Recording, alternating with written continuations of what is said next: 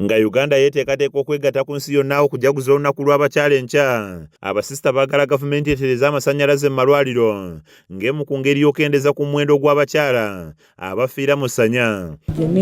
Maama yeetaaga okisigeni oba omwana yeetaaga okuyambibwako mu kussa, era tusaba gavumenti ekkirize tuwe amasannyalaze agamala.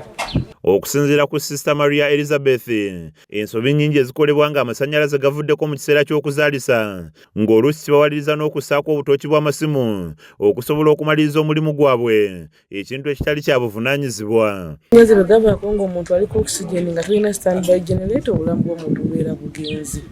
Tukkiriza nti abantu bafa era bafa olw'amasannyalaze ag'obutabeerako. Omukyala okuzaalira mu nzikiza, tumanya ngeri gy'okuttemu omwana oyo mu nzikiza omwo, obulamu bw'omwana bw'amaama bubeera mu matigga.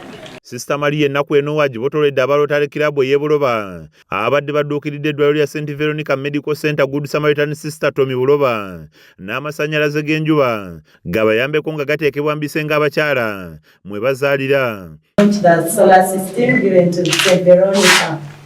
Sylvia Nakimuli akulembeddemu bannarotale akwasizza sisita amasannyalaze g'enjuba gabayambeko mu kuzaalisa ng'emu ku ngeri y'okujaguza olunaku lw'abakyala.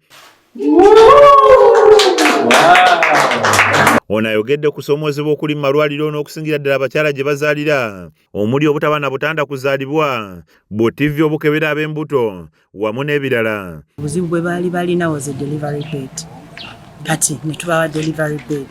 Bwe twali tuteesa okubawa delivery bed ne batugamba nti ate abakyala b'embuto be bajja wano tebaddayo na bupapula, baba basikaninga tebasobola kuddayo na bupapula. We tuviiridde kuno nga Solo eteereddwa mu wadi y'abakyala era ng'eyaka wabula nga abasawo mu ddwaliro lino bategeeza nti kati ebbula ly'eddagala n'amasannyalaze agavaavaako buli kaseera mu wadi y'abaami bye bisigadde bibalumya omutwe. Tuuka mu ddwaliro nga wali enzikiza, ebisa ne bimuluma ng'omusawo yeetaaga omuzaalisa.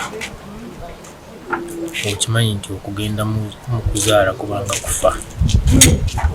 Kubanga asobola okusoma ebipande ajja kubanga asobola okweteekateeka. Kizza Peter yakusakidde eggulire lino ku lwa KSTV Agaalero.